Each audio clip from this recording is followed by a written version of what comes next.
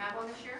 Man, we didn't do one this year. It's the first time, first CMA Fest, or I'm not calling it that. It's first fanfare ever that I haven't done a fan club party, and the reason being, this is the first time I've been to Nashville, and I don't know when.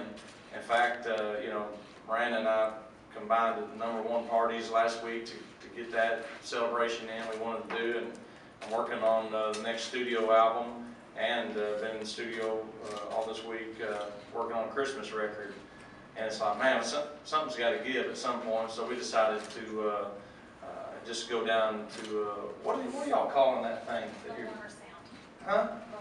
The Warner Sound. They're doing, Warner Brothers is doing a thing down here. We went down and signed autographs for about an hour and a half, or 2 hours a day, and hopefully get the fan club party amped up again next year, because I don't like to do breakfast things. That's stupid to me. I mean, nobody wants to get up at 5 a.m. and I like to do the night, and that's what I've done the last few years, is a nighttime party over at the Wild Horse, and when I do a party like that, I want it to be fun, and I just couldn't have done that this week and got everything done that I needed to, so I wussed out.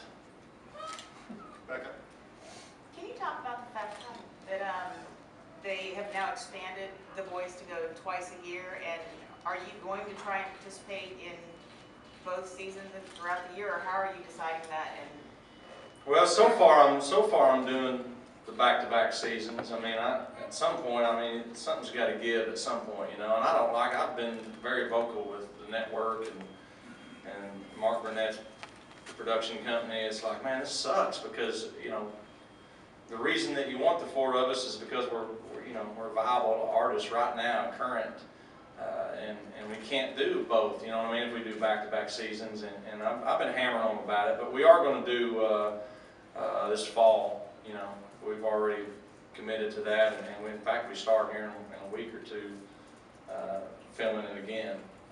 And I look forward to it. I love it, and I can't imagine not being a part of The Voice ever. I mean, I'd love to do it from now on, if you know, but it just needs to work in a way that I can still come out here and see these people that are here tonight across the country, and do that at the same time.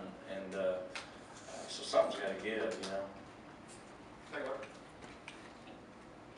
You're at for 3 Teen Choice Awards. How do you feel about that? I know teens aren't exactly like your target audience. They're in a category with Justin Bieber and. Yeah. I knew that I was nominated for. I didn't know it was 3 of them. I think that's because of my mouth, probably, more than anything, and social networking.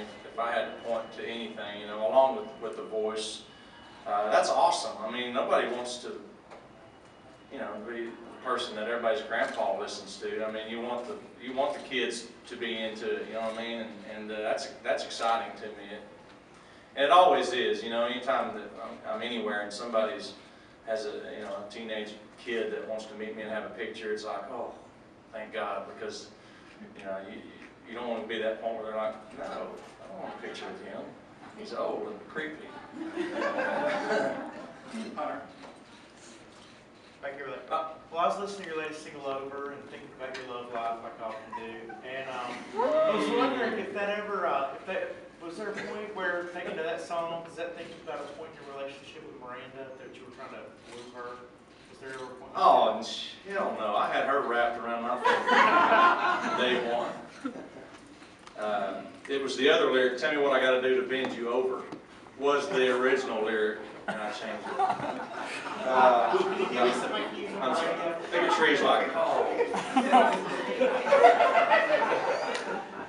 Have you ever, you know, just tell me about the sentiment of that song and why you liked it over? Man, that's one of those songs that just the energy and the melody had me. You know, and it's one of those lyrics that when you listen to it, you go, man, wait a minute, what? Because there's lines in there about, you know, burning the world down and lighting, sitting in the glow. It's like so romantic and out there that you're like, well, I guess that's cool. You could have a different melody and it would be like a threat. That song, you know. But that's the cool thing about that song. It's just you kind of interpret it however you want to. In fact, when we went in to do the video for Over, I was looking at, you know, Roman White did the video, and we were looking at the treatment. It's like, And he has, and when it comes out, you'll see it, but there's a house that burns down and all this stuff. You're like, man, I think he really just kind of meant that, like, you know, not literally, but, you know, screw it, let's burn some stuff down and look cool walking around in the desert and stuff, so. Guys, I'm sorry, production is calling to go to stage, we're gonna have to take it, I'm sorry. Holy crap. We're taking you away, I'm I sorry. didn't say anything offensive yet. I know, you can come back. Chip,